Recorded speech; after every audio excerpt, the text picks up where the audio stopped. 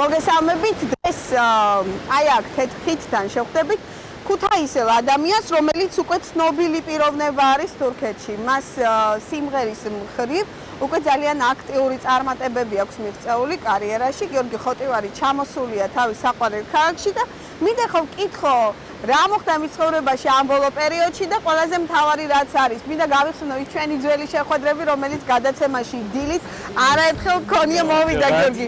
უკვე ჩემთან როგორ ხარ? ხო ხარ კარგადიო? კარგად ვარ. Gel bana sar beni ateşim çok fazla sıkı tut beni საოცრებაა რომ უყურებ და როცა მოვდივარ ჩემს სამშობლოში, საქართველოში და ქუთაისში, აქ აუცილებლად უნდა მოვიდე და აუცილებლად უნდა გავიარო, სურათი გადავიღო და სამახსოვროდ კიდევ ერთხელ დამჩეს. კარგი, მოდი გიორგი, ჩვენ სურათიც გადავიღოთ დღეს.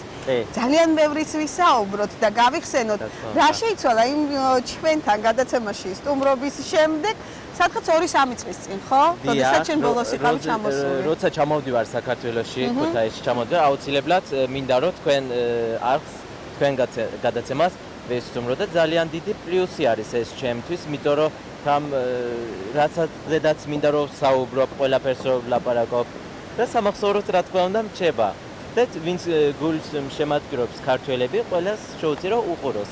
და ყველას გინდა რომ მოეფერო.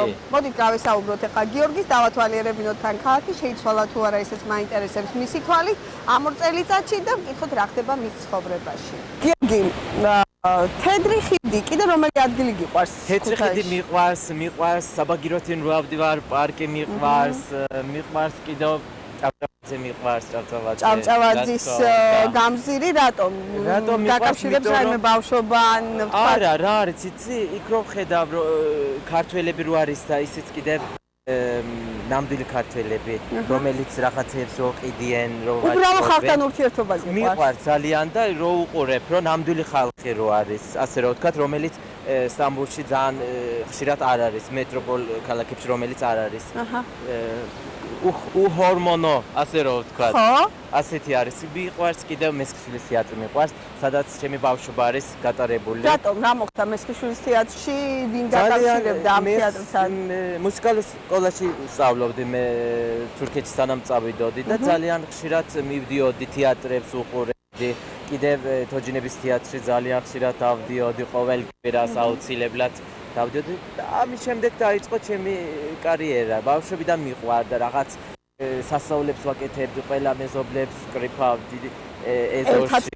სუყლიდი და სცენას გამდი რაიმეს, ხო? და მე ის ჩემი ბავშვობის ჩანაფიქრები, რაც მიყვარდა ყველაფერი რეალობაში გადავიტანე შემდეგ. გიორგი, აი ამ წასვლამ რამდენი წლის იყავი, როდესაც წახვედი? მე წავედი 99-ში, ძალიან პატარა ვიყავი. 4 კლასი დავამთავრე საქართველოში, მუსიკალურ სკოლაში ვსწავლობდი, რომელიც სამწუხაროდ სახელი არ მახსოვს.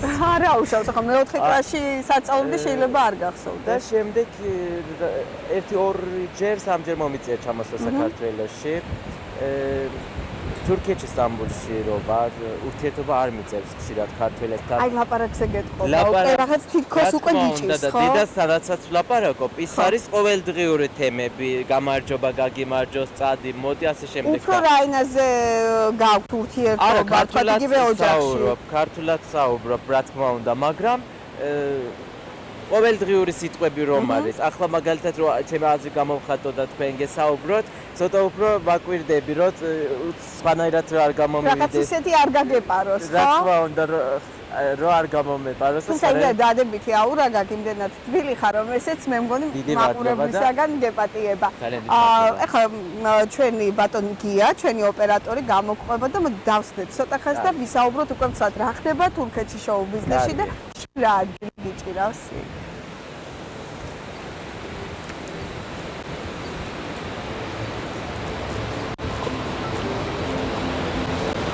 გიორგი დაგვირდა რომ ყველაფერს ექსკლუზიურად გვეტყვის, მოგიყვება ყველაზე საინტერესოს მის ცხოვრებაში რაც ხდება ამ ბოლო დროს. გიორგი, უკვე გაიზარდე, მე მახსოვს პირველად პატარა ვიყავი. პატარა. რა თქმა უნდა. რამდენი სიყავით უკვე? სადღაც 18-ის ან 19-ის და გადაცემაში დილით მაშინ იმღერე, თუმცა უკვე შემდგარი მომღერალი იყავით. კი, რა თქმა უნდა, მაშინაც კლიპიც მქონდა, სიმღერებიც მქონდა ჩაწერილი, კონცერტებზე გამოვდიოდი, მუშაობდი, როგორც ახლა სამბურში მუშაობ, კვირაში 6 დღე გამოვდივარ და კარგად მიდის ჯერჯერობით. ანუ ყოველდღიური აქტიური სამუშაო პროცესი მომღერალს იქავს. აქვს, მაგრამ თურქეთში ძალიან ძნელია. აი რა მხრივ არის? როგორ იცით, უცხო თან უყვართ აფასებენ ქართველებს და უცხოელებს, მაგრამ თვითონ შოუ ბიზნესში და თვითონ ეს სიტუაციები სადაც ხდება, რა თქმა უნდა, ძალიან რთულია, რა თქმა უნდა და მე ძალიან ბევრი ნაბიჯი გადავდგი, ძალიან ბევრი კარგიც და რა თქმა უნდა, კარგიც და გლახაც ბევრი რამ შემემთქვა, რა თქმა უნდა. მაინტერესებს იცი იმისთვის, რომ შენ შოუ ბიზნესში უფრო მიღებული ყოფილიყავი. რა გააკეთე, რაც ვთქვათ, არ გინდოდა რომ გაგეკეთებინა? შეიძლება არ ვთქვათ, მაინტერესებს აბა. შეიძლება რაღაცეები მოყვა ისეთი ჭორები. იმიტომ რომ როდესაც ცნობილი ხარ. ეს პროცედურება შენ უკეთებდი, რომ არა, რა არის იცი? გადაცემის წამყვანი, ან ის მაგაზინის გადაცემის წამყვანი, ან როგორ ვთქვათ, გამკეთებელი მაღაზიის პროდიუსერი. არის ისეთი, იმიტომ რომ თურქეთში ასე ხდება. რაც უფრო ცნობილი ხართ, მით უფრო ფინანსები გემატებათ, როდესაც სცენაზე გამოდიხართ. და მით უფრო ბევრი თაყვანის ასეთ იკვებებიან. თურქეთში ასე ხდება საერთოდ.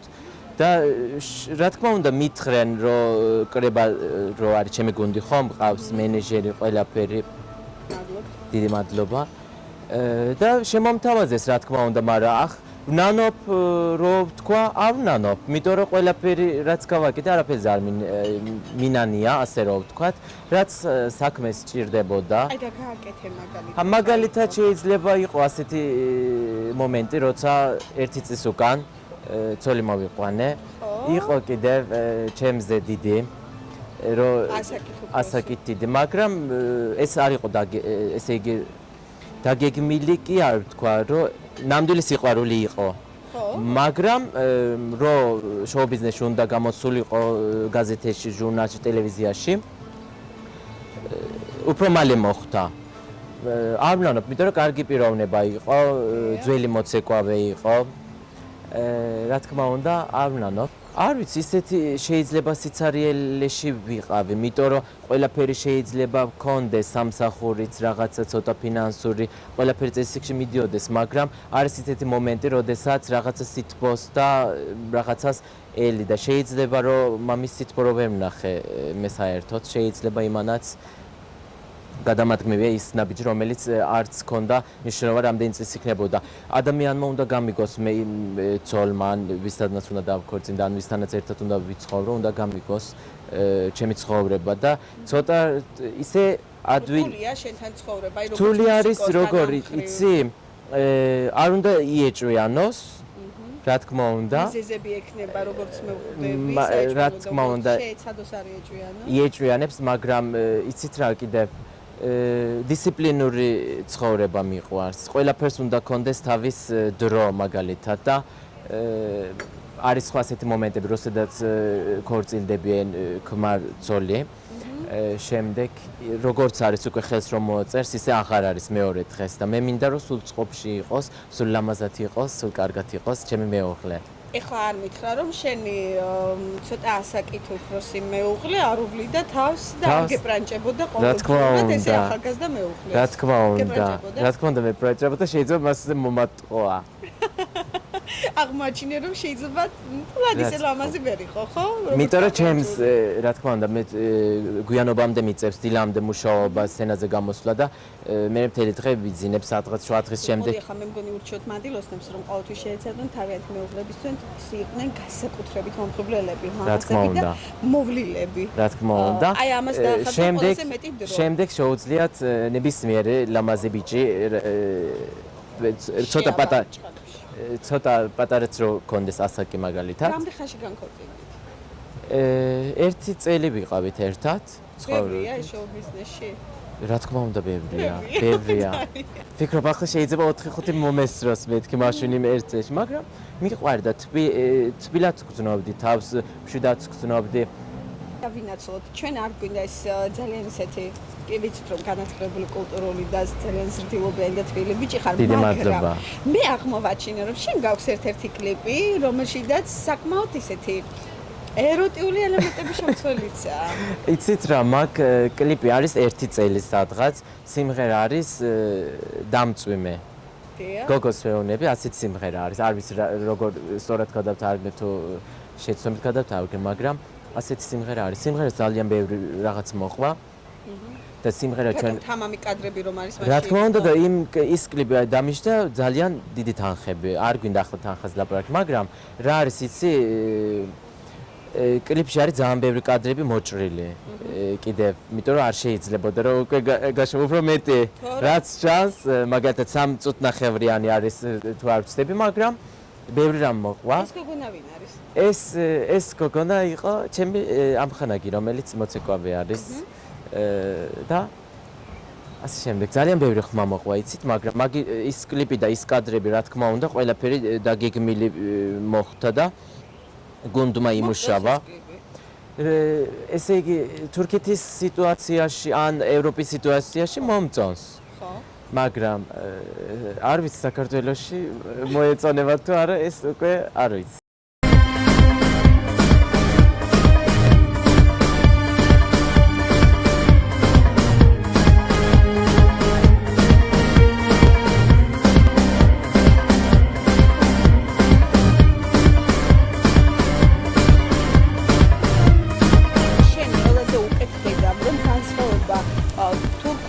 და ქართულ რა თქმა უნდა დიდი არის. აი მენტალიტეტი ძალიან ბევრია. ძალიან ბევრი არის. დიდი. აი ეს ცვლილებები, თქვა, შენ უხერხულობას გიქმნის აქ ურთიერთობაში და იქ თუნდაც ურთიერთობაში. იქ შეიძლება უკვე აღარ შეგიქმნას, იმიტომ რომ დიდი ხანია იქ. დიდი ხანია იქ ცხოვრობ. ვინც საჭიროა ყველა რომ მიცნობს, ასე რომ ვთქვათ. მუშაობ ძალიან დიდი წლებია.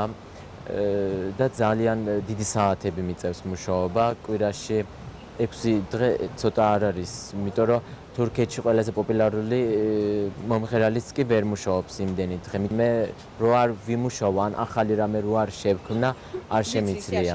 თაყვანისმცემლებზეც მითხარი რა, მე როგორი სიტუაცია გყავს, თაყვანისმცემლები რომლებიც თავს გაბეზრებენ, რომლებიც გაწუხებენ, როგორი გერიებ მათ არის რა თქმა უნდა არის რომ ისინი იყვნენ მრავლად შეცვლილი. რაც უფრო ბევრი არის ის ოჯახი ასე რომ ვთქვათ, მით უფრო კარგი არის, იმიტომ რომ სადღაც სხვა ქალაქში რო გადახვიდე ან კონცერტი ან ექსტრა რამე სამსახური რო გქონდეს, სოციალურ ქსელებში დაწერ რომ აქ გამოვდივარ ამ და ამ საათში და რა თქმა უნდა 10 წაიკითხავს და შეიძლება 5 მოვიდეს, ხო?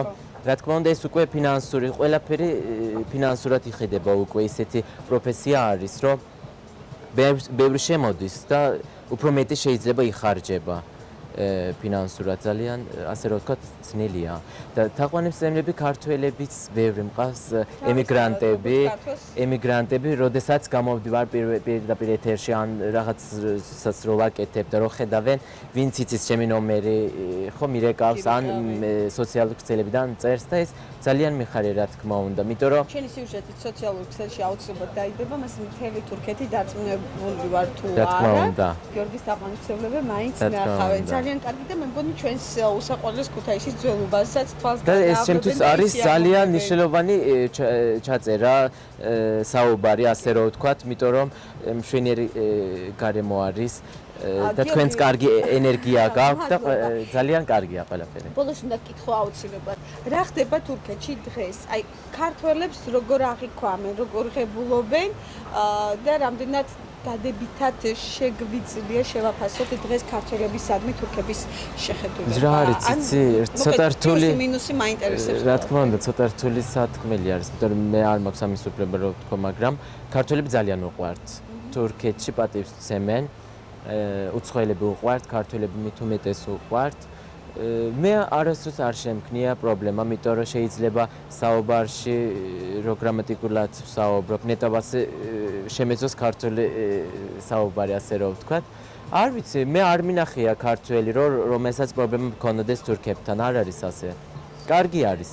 ისინი ალბათ ვინც შემდგარი არიან და ვინც რა თქმა როგორც უნდა. შენ ასე ცოტა უკვე საზოგადოების რო რაღაც იცნობს, ნაწილს რო იცნობს და ცნობად მით სახე უმეტეს წარმოადგენენ. რა თქმა უნდა, არა აქვთ პრობლემები, კარგი სიტუაციები. ქართველებიც ყავს რა თქმა უნდა სტამბოლში რო ხვდები და მეგობრობ, ბევრი ხალხი არის სტამბოლში, ძალიან ბევრი ქართველები ცხოვრობს, მაგრამ გულდასაწყვეტი რაღაცეები შემხვდა.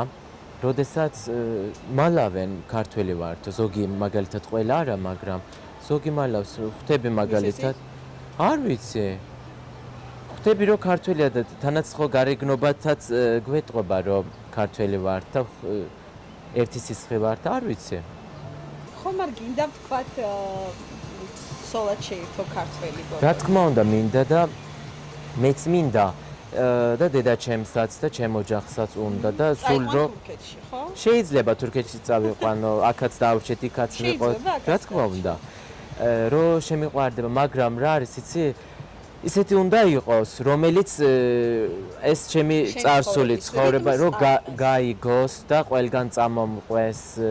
მაგალითად დღეს აქ რო ვართ, უნდა რომ მოვიწყენთ, წავიდეთ სხვაგან მაგალითად და ენერგიული უნდა იყოს, ლამაზი უნდა იყოს, რა თქმა უნდა, მაგრამ მე ძალიან ვჯავრობ, რომ არ ვიცი ქართველი, ისეთი ჯერ ვერ ვიპოვე, რომელიც გამიგებს, რა თქმა უნდა, ჯერ ლაპარაკს საუბარს რო გამიგებს, ის უნდა იყოს, მე რომ შემიყვარდეს, აუცილებლად უნდა შემიყვარდეს ის ადამიანი, რომელსაც ხეს მოვაწერ და დავქორწილდებით და იმიტომ რომ ეს უკვე მეორე ჩემი შანსი და დაქორწინება უნდა იყოს უკვე მუდმივი და სიკვდილამდე ასე რომ ვთქვათ.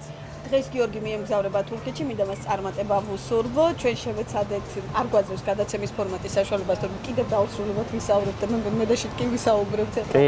კადრის მიღმა მინდა გითხრათ, რომ ყველაზე მეტად რაც მოწონს გიორგიში ეს არის, რომ ძალიან თბილია და ძალიან უყვარს თავისი ქალაქი. რა თქმა უნდა მასზე არის და მიხარია რომ ამას გამოვხატავ და კიდევ ის რაღაც პირობა მინდა ქართველებს რომ მივცე აუცილებლად დრო არ ვიცი ზუსტად ჩემ პროდიუსერთან და გუნდთან ერთად რო შევიკრიბებით ამაზე ვიმსჯელებ აუცილებლად ქართული სიმღერა უნდა ჩავწერო საქართველოში თეთხიდან კლიპი მინდა ქუთაისში სადღაც ქუთაისი თბილისი ბათუმი შერეული კლიპი რო გადავიხო აუცილებლად უნდა ჩავწერო ქართული სიმღერა მინდა თქვენ მადლობა გადავხადოთ, თქვენ გულს მადლობა და თქვენ არხს მადლობა გადავხადო ასეთი თბილი და ლამაზი სითბოსთვის. რა თქმა უნდა, მე ყველა ფერს ვერ ჩავატებთ ამ იმაში, მაგრამ მაინც კარგი იყო ამ 2016 წლის დასამახსოვრებლად. ნამდვილად, კარგად დაგვამახსოვრდება და დარწმუნებული ვარ, რომ მალეებსაც ჩამოვა. გიორგი, აი ამ კლიპს აუცილებლად შევთავაზებთ და პრემიერას წავაგებთ ჩვენი მაყურებლის წინაშე. გიორგი ხოტივარი გახლდათ, მუსიკოსი, რომელიც თურქეთში უკვე შემდგარი ვარსკვლავია და დარწმუნებული ვარ, რომ ის შეძლებს ქართველ მსმენელსაც შეაყვაროს თავი და მათი გულები მოიგოს.